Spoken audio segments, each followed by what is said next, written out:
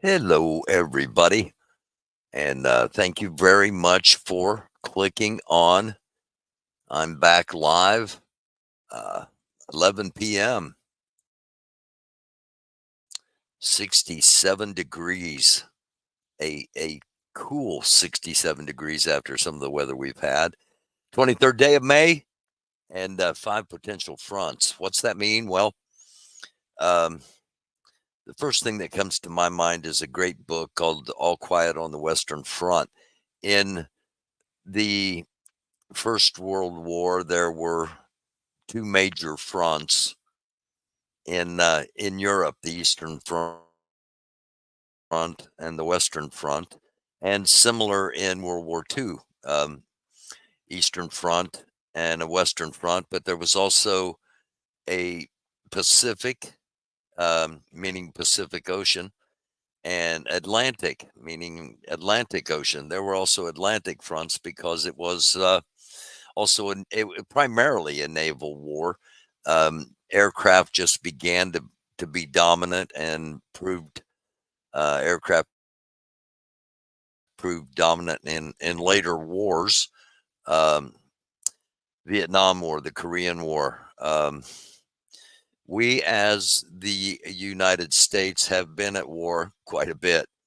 Anyway, tonight we're starting out with Taiwan. So, the reason for five fronts. There is a real potential that if global conflict of a non nuclear variety is to kick off, that the United States could find itself in a position it has never ever been in the history of the country.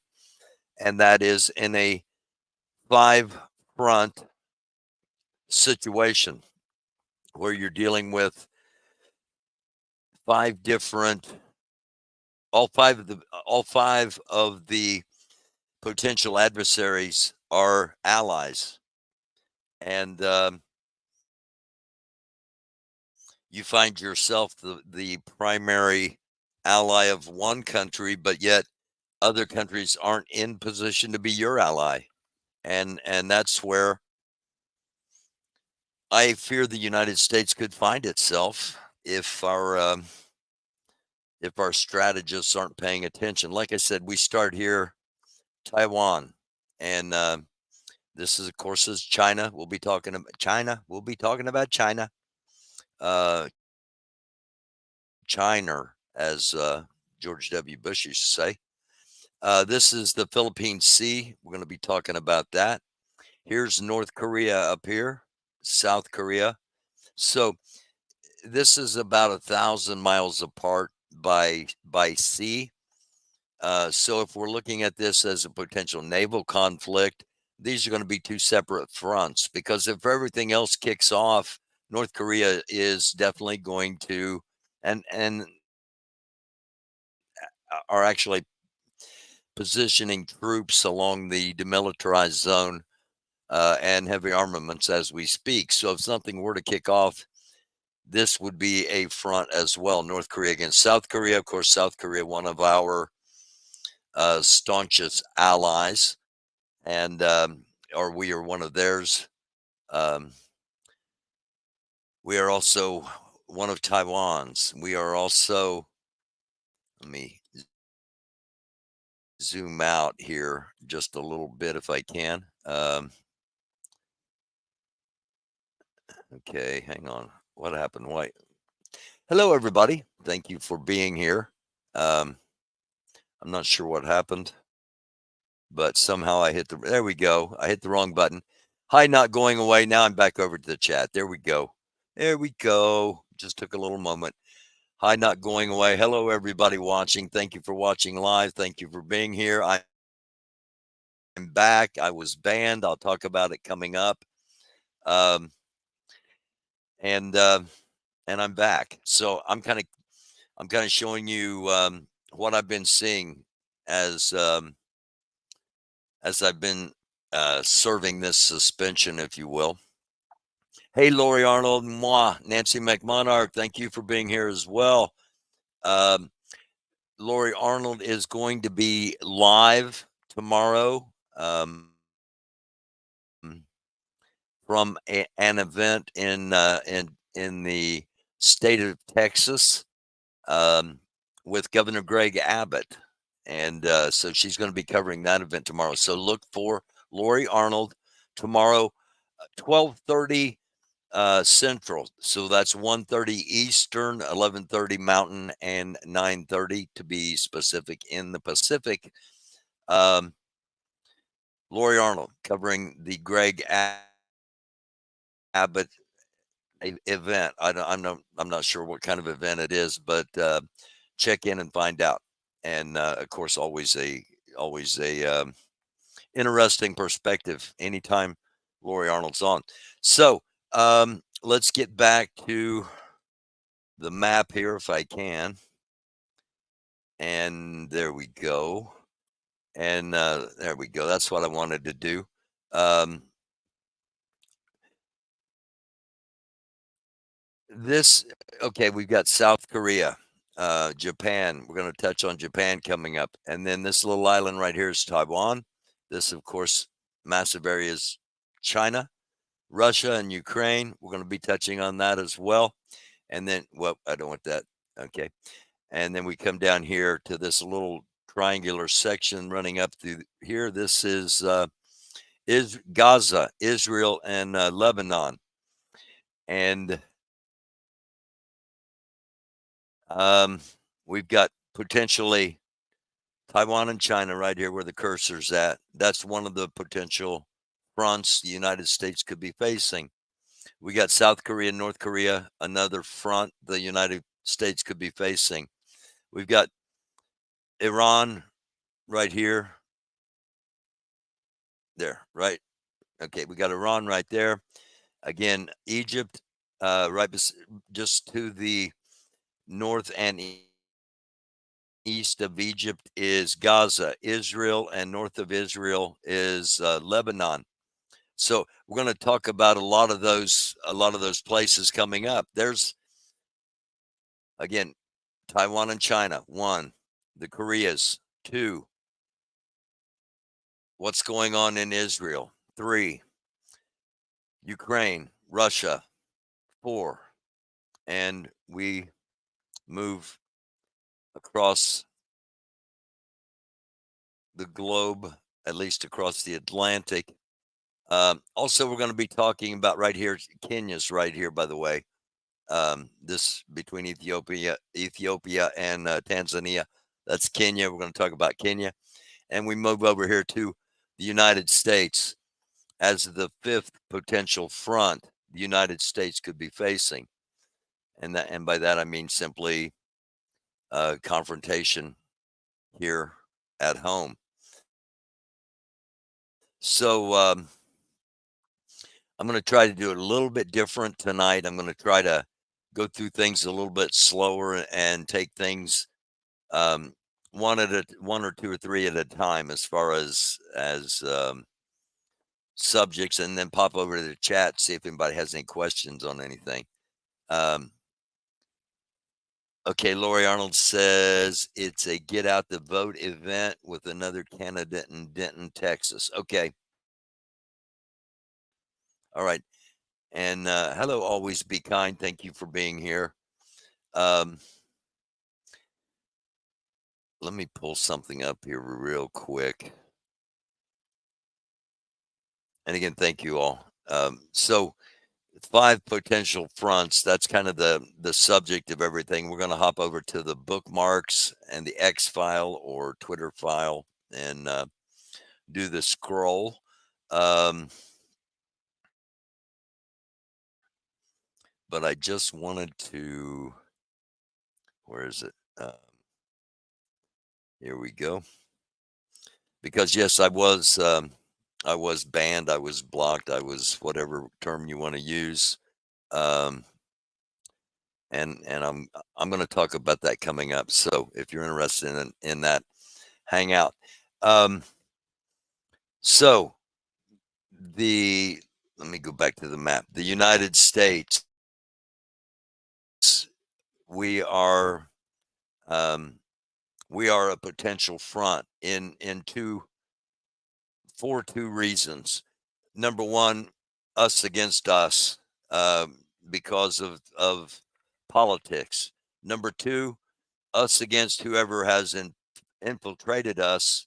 And if we are put in a position, say, um, massive natural disasters happening, and we start getting attacked from within, then we've got a front for a worldwide war. So two potential situations I see that the United States could have conflicts within our borders. Again, we go back over here to, we'll zoom in just a little bit, and we come back over to Israel, Gaza right here on the corner, and then Lebanon above that. Um, and then, so that's two. We go out one more, and we've got Ukraine and Russia going all the way over to here. We've got China and Taiwan, a little island right there of Taiwan, and we've got the two Koreas. So that's a situation I feel the United States could find itself in, um, and I don't think it's a big stretch of the imagination. So let's get to a couple of the couple of the stories on our X scroll. And if you got a question, get it in the chat. I'll be over there in just a couple of minutes. As I said, I'm going to try to go through a little bit slower. Um, they keep telling me to do shorter episodes, and the shorter episode I do, the less people that watch. So, let's just do my thing. U.S. military is under attack in Gaza. This came in 2 hours ago. Remember when they said there weren't going to be any U.S. troops in Gaza? 3 U.S. troops hit by mortar fire and injured in the U.S. Gaza base. The U.S. Gaza base, of course, where there will not be any U.S. troops in Gaza. One has been hospitalized in Israel and is in critical condition. And we are not making fun of that or being lighthearted about the injury to one of our soldiers. It's just the audacity of the government at sometimes to play many of us fools when some of us aren't. Um, we got to watch out to our neighbors to the north, the Canadian, and again, let me run back up here for one more thing because this is why I actually put this up here. In case people are wondering, are we going to get involved in Gaza? U.S. base in Gaza, and of course, this was a platform that was allegedly built to provide aid to the people of Gaza. And you can search online and find that when asked how much aid's come through, the answer is there has been absolutely nothing come through to the actual people of Gaza. So, and our friends to the north, at least at the moment, the good Canadian people. There's some bad Canadian people. I was married to a Canadian for 18 years. Anyway, yeah, there's something going on up in Canada. There's situations where they're trying to control how much money people can take out of the bank. There are a lot of different things happening, including this. Um, this is a quote: "Food system nationwide could collapse. The system simply can't keep up. 44%. They're doing worse financially than last year." Um, so, and this was CT News out of Canadian TV News. So, the reason I say keep an eye on what's going on up there is because it might be a portents, a pretense to what's going on or what could be going on here. Um, sadly enough. Okay. Whoa, too much. All right. Was that it? Okay. The breaking news. Biden to name Kenya. I spoke about Kenya. I said Kenya was going to be talked about when we showed the map to begin. Biden's going to name Kenya as the first sub-Saharan major non-NATO ally. Not, I'm not sure what all the lingo's about. Why it doesn't just say um, Kenya and America have reached an agreement as allies, but they are the first sub-Saharan major non-NATO ally. I guess that is to. I'm not really sure why it's stated like that.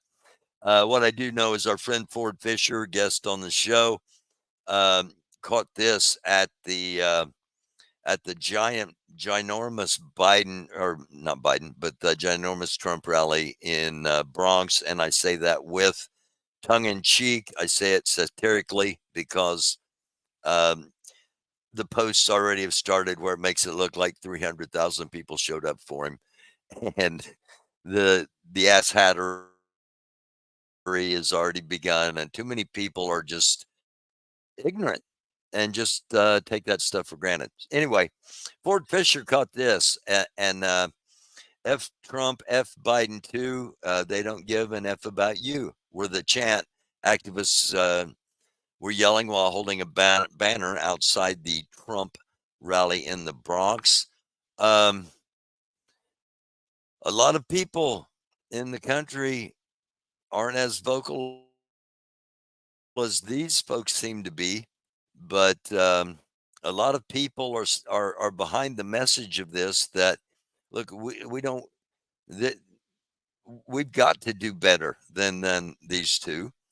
Um, Again, if you watch the program, you know that you're part of the community and watch. You know that I've said for a long time neither one of these are going to be president. I'm going to talk about that tomorrow night. Chris will be with us tomorrow night at 9. We'll talk about kind of everything I'm talking about tonight and whatever happens tomorrow, because things seem to be accelerating, moving rapidly. Um, don't be surprised if you don't hear some bird flu stories tomorrow.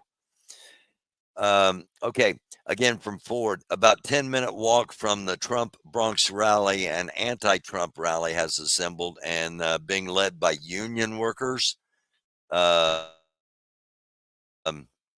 with the sign "Joe has our backs." And this is from the Trump rally in the Bronx. And you'll notice that probably, I don't know how many of these people are actually from the Bronx, um, but there is a sizable number of people there. All right, and give give give the truth is what we do here. There's a sizable number of people.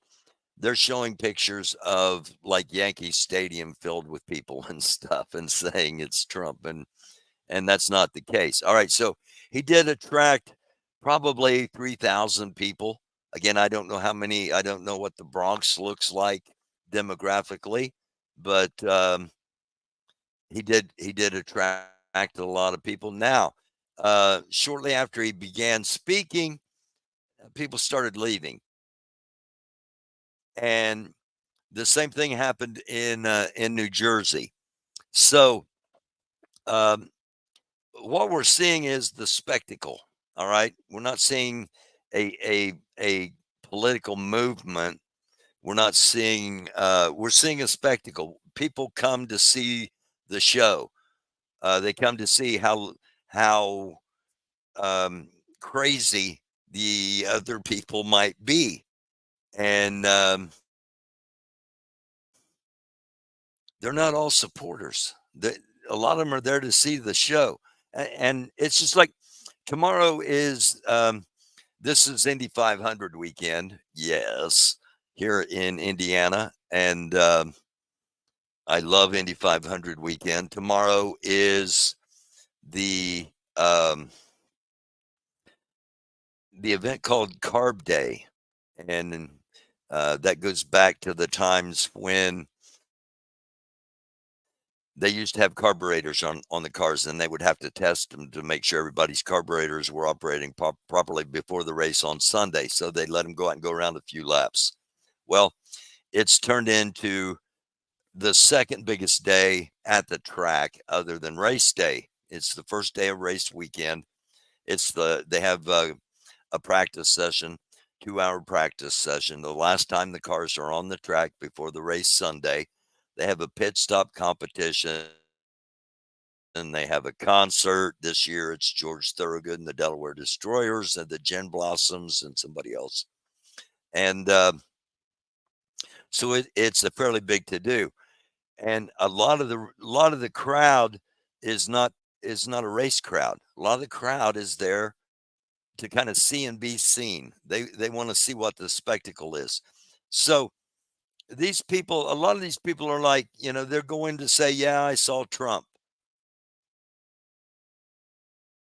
and leaving shortly after he starts speaking. So keep that in mind as the rhetoric and the propaganda or the misinformation or whatever starts to rise about the massive size and how he's going to win New York. And again, those are the protesters and the massive crowd there. Russia 10 hours ago passed a decree to allow the seizure of all U.S. assets in Russia. So things are escalating, and obviously, while let me hop back over to the chat. Um, while I was banned, um, Putin and Z, the leaders of Russia and China, met in China. And uh, according to leaked information, the meeting was to decide the future of the world and how they were going to move forward with the two of them being um, the leaders of Europe and Asia, respectively.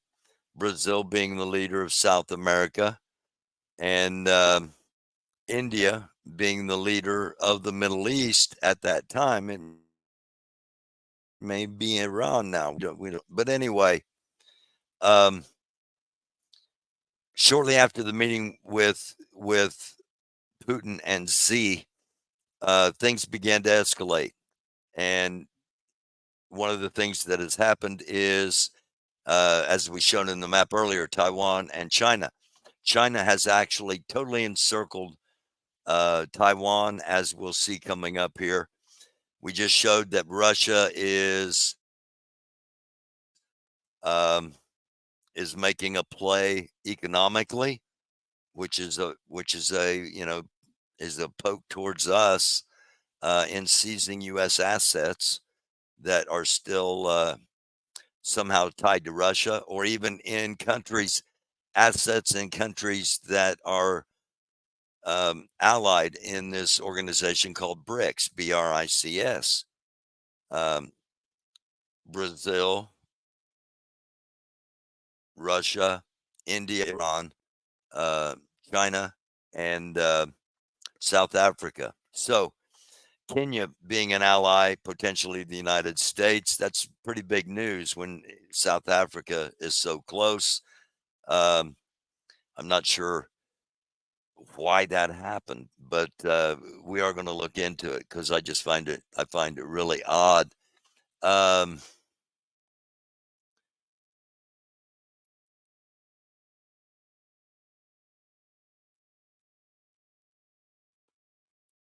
okay.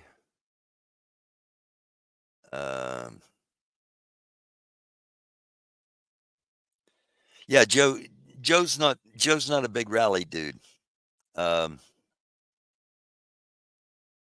that and there's a good reason. You don't you guys, as I've said, neither one of them are going to be president. And I'll go ahead and talk about it here for just a second before I get back to what's going on in the rest of the world. The um, the primaries are still going on, and there were primaries Tuesday, and um, the conventions are coming up. The Democratic convention and the Republican convention. Um, I've heard from multiple sources that the Democratic convention is going to be. It's going to be said that it's something in my eye. I apologize. Um, it's going to be too dangerous to have the Democratic convention in person. That it's going to have to be done um, virtually, like back in the COVID days, and that it's too dangerous to get all of the Democrats in one place at one time in Chicago, and it will probably be a similar situation with the Republicans, um, but it's not so cut and dry with the Republicans. There are a lot of Republicans that do not want Trump as the nominee. I'll tell you basically. Here's the two reasons why before anybody gets upset. This is politics I'm talking about. All right. I'm talking about the conventions. There are a lot of Republicans that publicly say, "Yay, Donald Trump." Behind the scenes, they're not saying that. And that's just fact. So that presents two situations when it comes to a general election. You've got your people that are going to vote Republican in a general election. You got your people that are going to vote Democrat in a general election. I know all of this. Telling you because I've got it firsthand. Because when I was on the same ticket with Obama, this happened to me. Here's what's going to happen. There are those that are Trump people, the MAGAs. All right. Trump's already telling them if you're not MAGA, you're nothing. And those people are going to come in and just vote for Trump because that's all that matters to them. They're not going to vote down ticket. And that's just the way politics works. The other side is there are going to be people that come in there, don't vote for Biden, don't vote for Trump. Go ahead and go down and vote a few Republicans here and there and skip a lot. You don't have to vote every office. And if people with a long history of voting, when when they're given choices that they do not like, they express their voice at the voting booth. And Trump's numbers are going to be a lot lower than what people are expecting, which makes it dangerous if it comes out and he does not win. He may not even be nominated. Again, watch for watch watch for chicanery. Watch for chicanery at the conventions. I said the Democrats are the buzz. It's more than just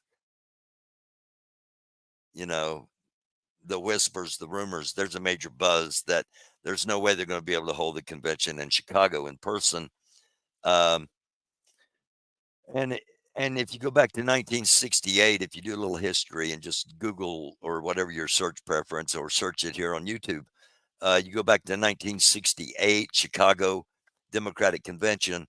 Um, there's probably justification for not wanting to hold it in Chicago, but why did you make that choice unless maybe this has all been planned for a while? What am I talking about? Again, Biden is not going to be the nominee of the Democratic Party when all is said and done. They've been trying to prop him up to get through to the convention. He will be voted. He will probably be voted in um, as the nominee, and maybe even at the convention say, he can't. I can't serve, and I don't think it'll be during the convention. I think it'll be after, but it will at least be after that vote on Monday. when all the delegates vote. I know this because I was a delegate as well. And you're going to see a different candidate either during the last 3 days of the convention due to something, or shortly after the convention, Biden's going to be taken off the ballot. And a new presidential candidate is going to be inserted. And that presidential candidate is going to have the authority to appoint their own vice presidential candidate because they don't want Harris. All right. Republican side, there's been a crap ton of talk from Steve Bannon. If you Google Steve Bannon Trump assassinations, you'll see how much and how long this guy's been talking about this happening. They've been planting the seeds for a long time for that. The Democrats want to kill Trump. The Democrats don't want to kill Trump. They want to put him in prison, but they don't want to kill him. And actually, they feel really good about him being on the ballot. The people in the middle, we don't. Quite obviously, we don't. So they're playing a game that they often play. The Democrats of superiority and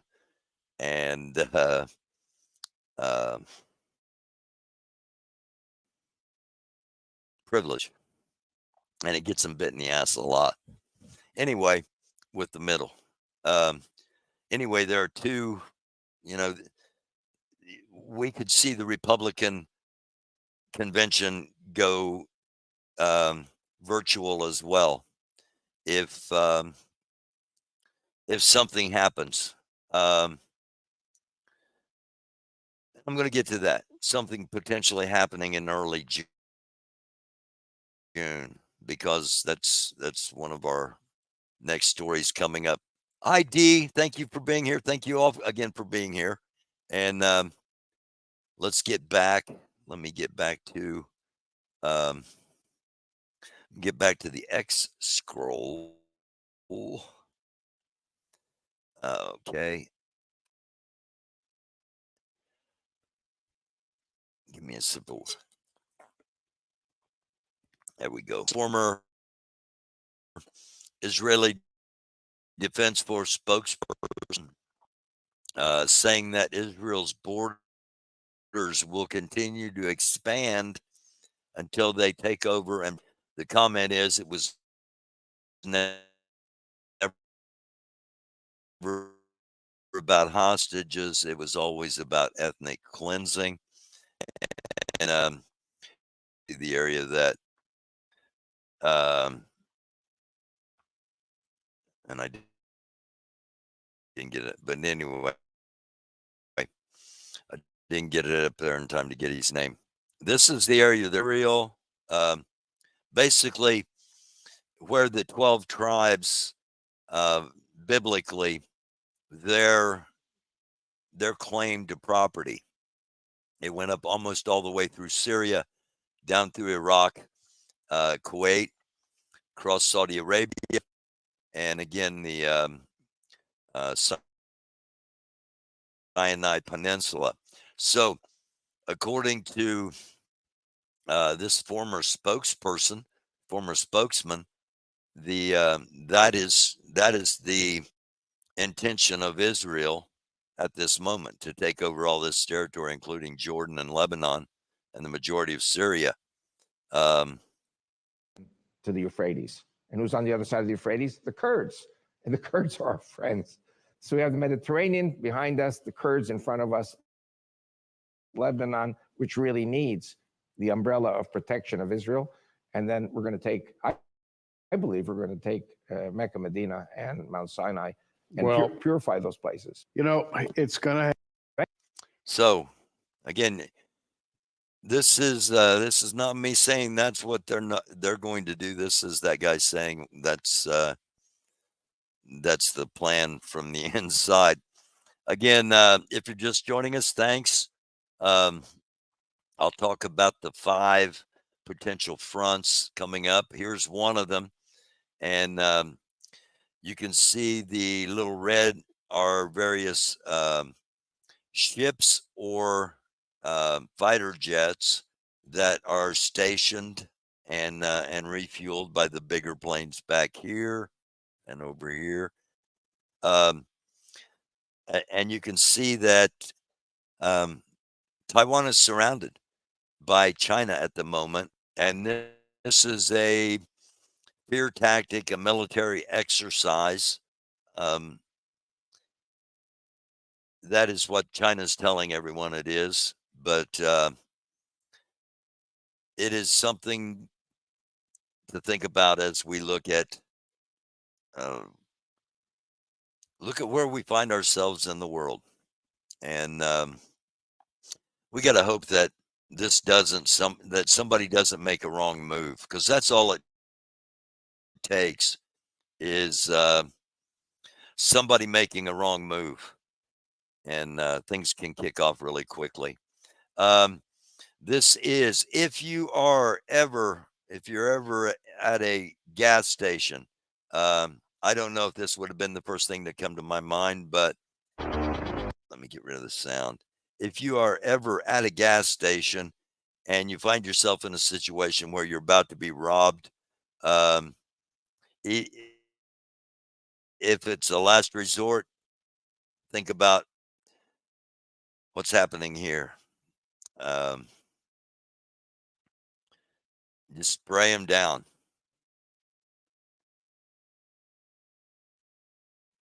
So a little public service message there that anybody anywhere can have bad things suddenly coming upon them. Israel's warned of serious consequences for ties with countries recognizing the Palestinian state. Let's see, Ireland, Spain, and Portugal, I believe, have all recognized the state of Palestine. So that is something to be watched, because Germany has said, should the Israeli prime minister come into Germany, that they would arrest him because of the indictments of the International Criminal Court, and that's a whole different update there. The U.S. Ronald Reagan aircraft carrier of the U.S. Navy entered the Philippine Sea. The carrier group, actually, it's the carrier with support vessels. And again, the Philippine Sea, as we mentioned from the map, the Philippine Sea is right out here. And so the United States is coming in with a carrier group to kind of tell China to back off. And one false move from anybody could set all this off. U.S. says it will go to war with China to keep Taiwan. Wildfires are raging in northern Israel. Hezbollah launched over 100 missiles and drones at Israel this morning. The attacks reportedly sparked wildfires burning thousands of acres in Upper Galilee. Chinese Foreign Ministry says that Taiwan independent forces will be left with their heads broken and blood flowing after colliding against the great People's Army of China, the People's Liberation Army, as they call themselves, the PLA, undertaking of China achieving complete unification. So basically, China is going to take Taiwan by force and make them part of China.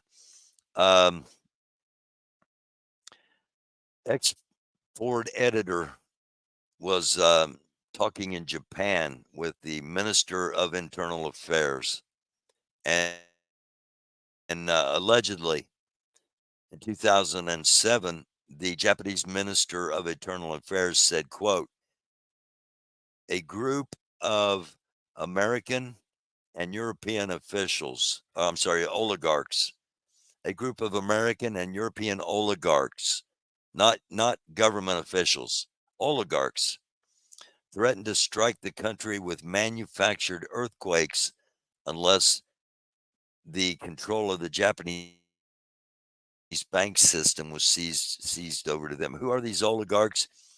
It's the World Economic Forum, or WEF, as we have talked about on here. And again, stick around, because as long as we can still broadcast, we're going to be telling you what we see that could be coming. Again, you can see China has basically surrounded Taiwan, calling it a military exercise, much like when Russian troops were at the border of Ukraine. They were calling it an exercise before they invaded.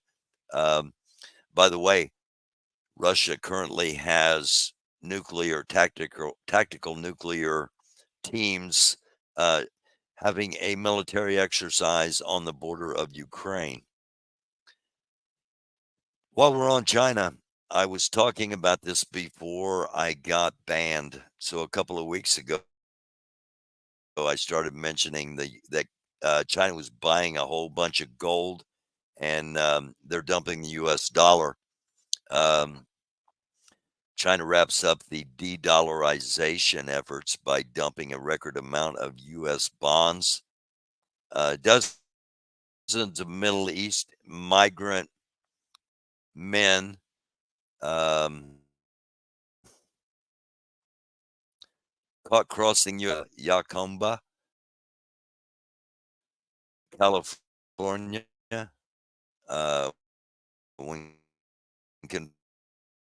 confronted by a report of the military-age men revealed key.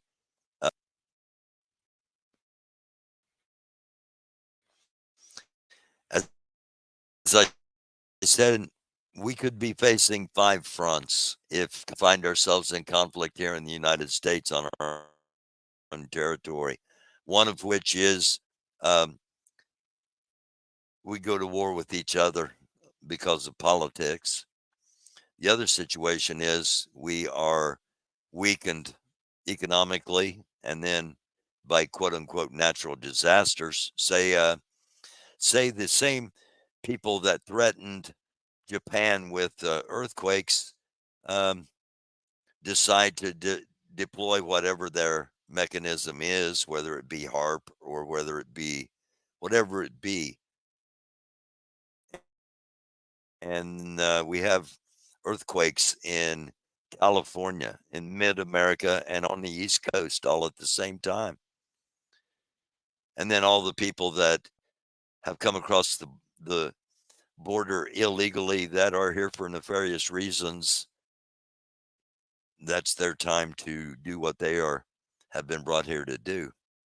So we could find ourselves in conflict in 2 situations here as our own country being the 5th front, if you will. And we'll continue on. Sure, fronts might be there, but first, a little bit of lightheartedness. I just found this parrot was incredible, and let you see what you think.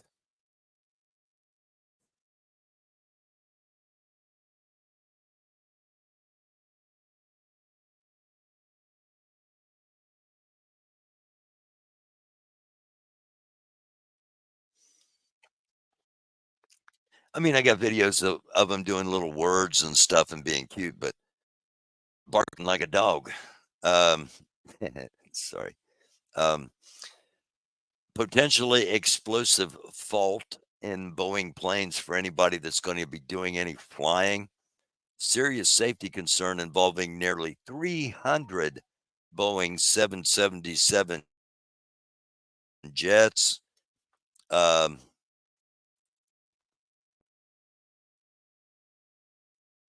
Okay, no sound on the video. All right. Okay, I'm not sure what's going on with that, but anyway, thank you for letting me know. A serious safety concern involving nearly 300 Boeing 777 jets utilized by major airlines such as United and American have emerged.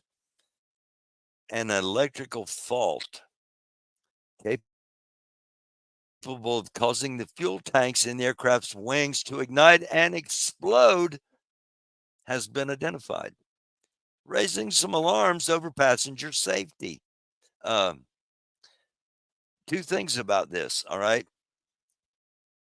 One thing is, all these things are going to make people a lot more leery about flying, which is, they want to limit the amount of uh, the the people who are able to fly. Let's put it that way. Um, and the other is watch out for yourself because nobody's watching out for you. If you're going to be flying, you can opt out of any ticket on a 777. You don't have to fly on a 777. Um, some like oh, the ticket companies. I forget. I can't even think of the name of one of them, and it seems like the commercials are on constantly. And at the moment, I can't think of the name of one of them. Priceline, I think, is one of them. I don't know if this has the feature, but Expedia is the one I'm thinking of. I think Expedia has a feature where you can determine, you can tell it, I do not want to fly on one of these planes where there's the potential that the fuel tanks are going to ignite and explode. I really don't want that option. And you're going to have to do it for yourself because nobody else is going to be taking care of you. Just something to think about. Okay, we talked a little bit about economics and China's buying up of gold. You can go back and catch a couple of. It's probably been 2 weeks ago where we showed the amount of the gold China bought in just one day. BRICS nations, again, remember China and Z met in China, or Putin and Z met in China, and all of these countries are in Iran for the president of Iran's funeral. And I was banned; I couldn't report on the president of Iran. Helicopter mysteriously flying into a mountain when the other two helicopters with him landed safely. But again, so much has happened since then that we will soon forget about that. They have set a date to ditch the U.S. dollar. They're launching their new currency and encouraging other nations to leave the U.S. dollar system. So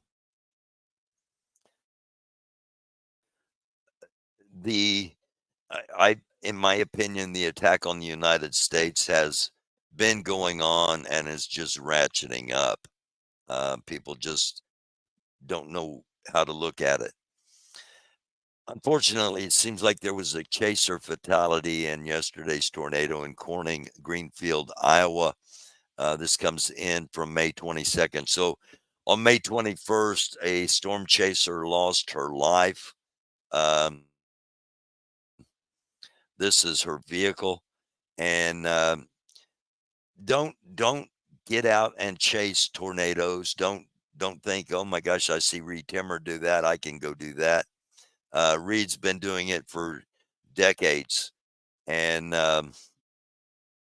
Tim Smyrnas, another chaser that had been doing it for decades, ended up getting too close, and he and his son and one of his chasing partners, all three of them were killed. In this situation, this lady was killed, and she was found about 60 feet away from the vehicle out in the field you see behind the vehicle. And again, that's how the vehicle ended up after the tornado was done with it. So take these things seriously. I'm not going to talk about weather modification tonight, but do not discount it being ongoing, and do not be surprised when storms become a lot bigger than anticipated. We've already seen evidence of that happening. Also, not going to talk about space weather tonight, other than remind you that it is always a potential with our sun, and also to show you this aurora that was captured. I don't know if it was Hubble, one of the telescopes captured it, but uh, the um, the aurora you see is bigger than our planet is. So that's how much radiation and um ionization is getting into the atmosphere there.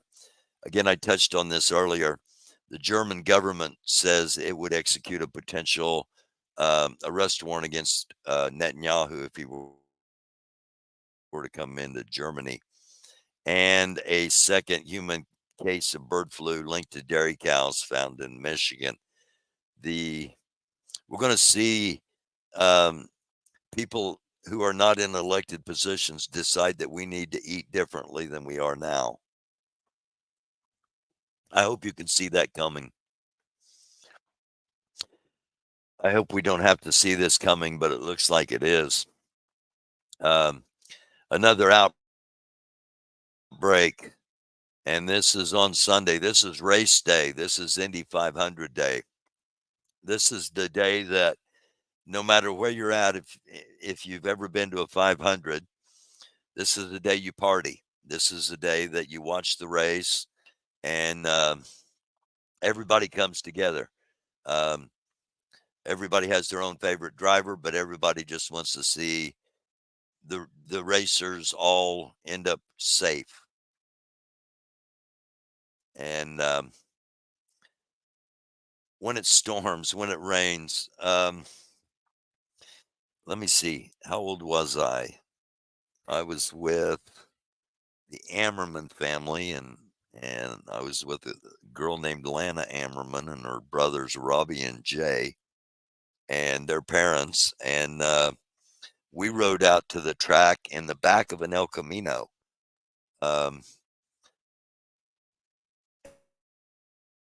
And we rode out the night before the race. So, and it started raining the night before the race, and the two boys ended up getting into the cab, and we ended up sleeping in the back of the El Camino with like a plastic thing over.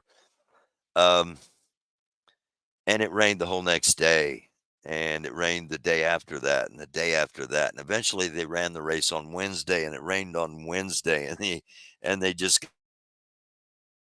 got over the halfway point and said, "That's it, we're done." Those times suck unless you live close to the track like I do, and you don't have a ticket like I don't, and it goes to Tuesday or Wednesday, and everybody's gone home, and you can go out there and get in, just pay the regular gate price and get in and sit pretty much wherever you want. That's the good thing about major rainstorms coming in. Anyway, sorry I got off on a tangent that probably nobody cares about. So here's where storms are going to be according to the radar predictions on Sunday. The area in black, it's going to be really bad, Central Illinois. Purple is going to be bad.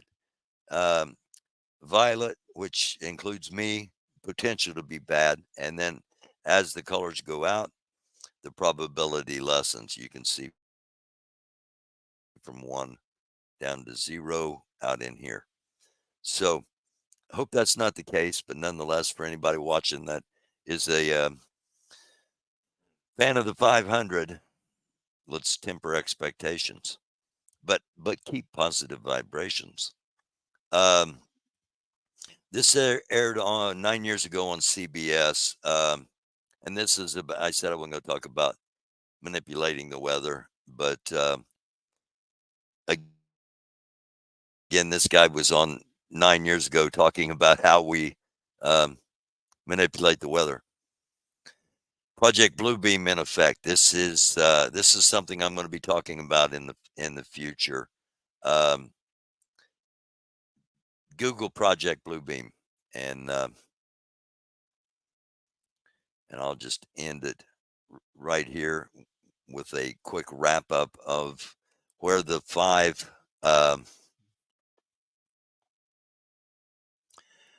quick wrap up with the map of. Okay, your browser's lost contact to your screen share audio. All right. I apologize for that. I didn't see the notification until just now. Here is our map to wrap things up. The 5 potential places that the United States could find themselves in a confrontation or a war front. We start up here with North Korea, South Korea, Japan, one of our allies, but they're getting weakened. Then we come down here to both in the episode, just so you have an idea where they're at. Again, about 1,000 miles from North Korea to South Korea, and then we come over to Eastern Europe, and we have Russia, Ukraine. Russia has said that it does not recognize the borders of Estonia or Latvia as far as the ocean borders. Russia's claiming that the water is actually theirs. And so, again, provoking on a lot of levels, Russia is, including putting tactical nukes into Belarus right off the border of Poland. So this could easily turn into a front that we have to be actively involved in. We slide just a little bit south, and we've got Israel, Lebanon, Syria, Iraq, Iran, Egypt, Turkey. Some of these countries are our allies, we think, but we're not sure. Turkey, Iran, Saudi Arabia, Egypt, based upon how their faith views those of us that are not part of their faith. So there's South Korea, North Korea, Taiwan, China, Ukraine, Russia, 3, Israel, the Middle East in general, 4. And then once again, we come across the Atlantic to United States, and our 5th potential front. As far as looking at it from a military standpoint, our military involved in 5 separate fronts: Taiwan, China, North and South Korea, the Middle East, Russia, Ukraine, and within our own borders, either based upon a secession of states and a war between the states, or based upon an attack from within, whether it be a series. And I think it's going to be a series. I think it's going to be an economic attack, and then a direct energy attack, and then finally an attack of those that have been aided in getting here in order to do nefarious things. And I've been on for an hour, so this is a good thing to wrap it up with, and a good thing to finish with. Depending on who potentially wants us weakened, if not eliminated, a lot of people are into numerology and do things based upon numbers, and schedule things based upon numbers, and coordinate things with allies based upon numbers. And we are going to be coming up on June the 6th within a couple of weeks. China, from inside China, they've said that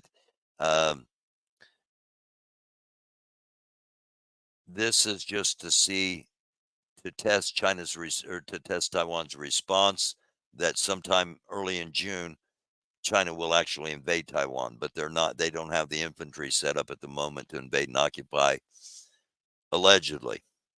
I'm going to look at some satellite photos after I get off here and see. But I forget where I was going with that. China and Taiwan. June the 6th, the date for a lot of things to happen, potentially. Let's say we do get attacked June the 6th with a direct energy weapon. Let's say we get attacked with an earthquake weapon. There's a massive earthquake, triggers the San Andreas Fault in California, triggers the New Madrid Fault in mid-America, and it triggers the various faults and fissures along the East Coast, where they've been experiencing some 3 and 4s in areas that normally have no activities at all. What if those weapons, Chinese spy balloons? What? Yeah, we're used to them going over now. I'm talking military-wise.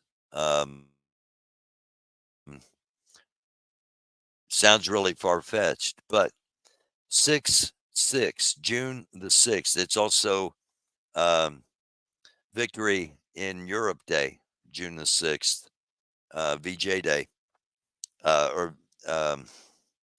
VE Day, Victory in it's also Armistice Day from World War I. And it also is on the 24th year of 20.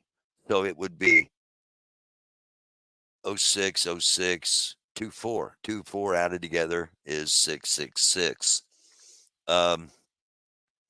If people are actually working towards a one world government and are manipulating and controlling all of this, watch out for that day. We all of a sudden, the United States finds itself dealing with the largest natural disaster in the history of the world, while all of our allies are getting attacked at the same time, and we can't help anyone. And Europe, the countries of Europe are getting overrun by refugees, asylum seekers, whatever terms you want to use. They could end up with problems of their own and not be able to come to our aid, let alone, or not be able to handle their own business within their own borders, let alone go to somebody else's aid. These all sound probably like there's no way all this could happen, but I hope not. I hope none of it does. But that's where arrows are pointing, weakening our economy, weakening the dollar, crashing our economy. We just saw earlier in the episode what's going on up in Canada. Crash the economy, you crash the supply chain.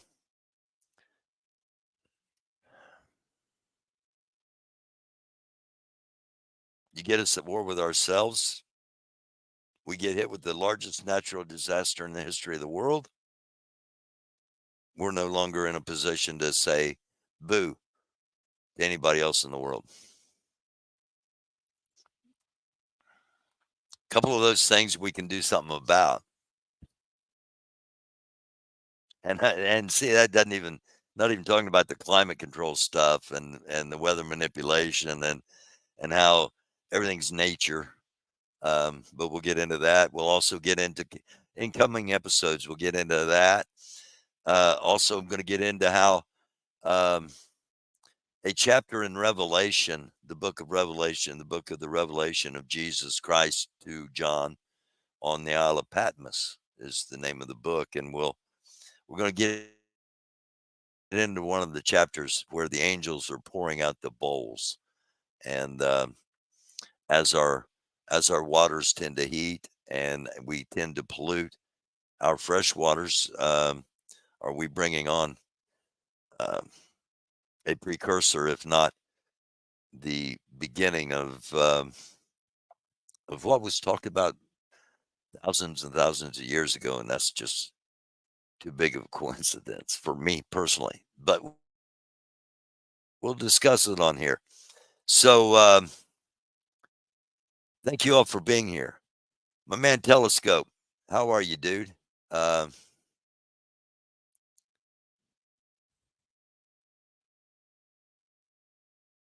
Sympathy is my favorite Ministry album. Okay, you must be talking to somebody else up in the chat.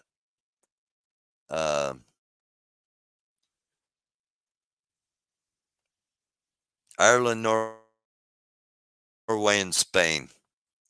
The three countries. Thank you, Nancy McIntosh. Nancy McMonarch. Okay. For me to get off of here, obviously, I can't read the small print. It happens. What are you going to do? So, Chris will be on with me tomorrow night at 9, and I'll be back on throughout the weekend. It's, depending on what happens and what's going on.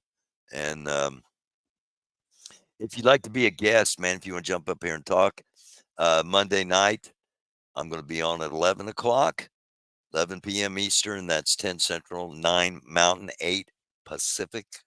If you'd like to hop up and tell me how wrong I am about some of the stuff I've been talking about tonight, because I do want to be wrong about all this stuff. But it's everything I've said, I believe, is viable, and I don't think anything's a stretch of the imagination, in my opinion. But again, I believe in the vibrations of the earth, the vibrations of musical tones, the vibrations we as humans put off, auras, whatever you want to call them. And we, no matter what, we have to stay positive, in my opinion. No matter what we're facing, we got to stay positive, because those positive vibrations, enough of us together sending them up, can make a difference. Let's not ever forget that. Thank you for watching. It is a dark world. Do try to be a light. Remember, Lori Arnold tomorrow, 12:30 Central PM, 12:30 in the afternoon, 1:30 Eastern, 11:30 Mountain, and 10:30 in the Pacific. And she's going to be covering a Greg Abbott event, a fundraiser and political speech event in Denton, Texas. So, pardon me. So thank you for watching. Love y'all. Seriously, love y'all. Like chocolate chip cookies. Peace. Positive vibrations to everybody. It is a dark world. Do try to be a light. Positive vibrations. We'll see you next time. Thanks for clicking on.